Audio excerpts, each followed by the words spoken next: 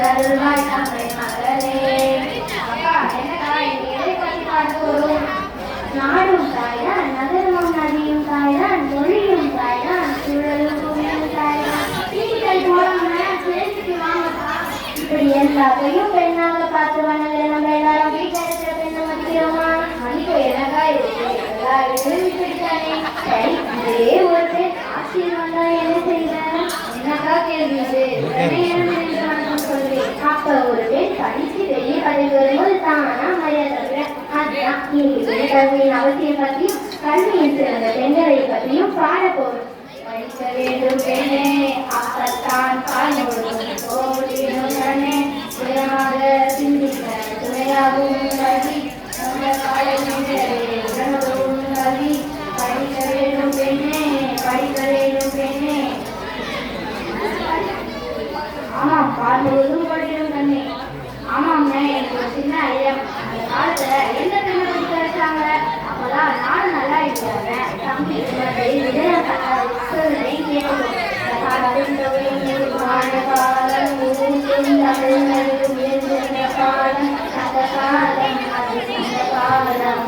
ஓஹோ, சங்க காலத்தில் பெண்பா புலவர்கள் பலர் சொல்லுகிறார்களா?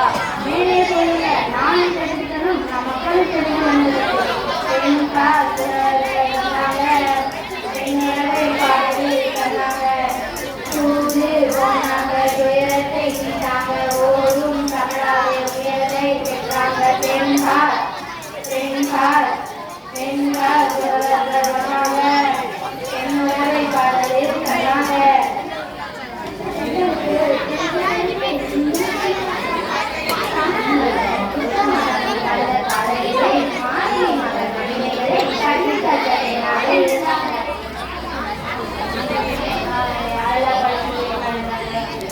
பக்தி ஏக்கம் வந்த காலத்திலே காரைக்கால் அம்மையர் ஆண்டாள் முதலிய நாம் இறைவனுக்கு காமாலை சொல்லினாங்க.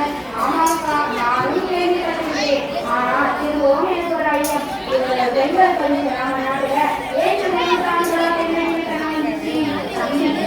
கேள்வி கேள்வி சொல்றேன் கேள்வி.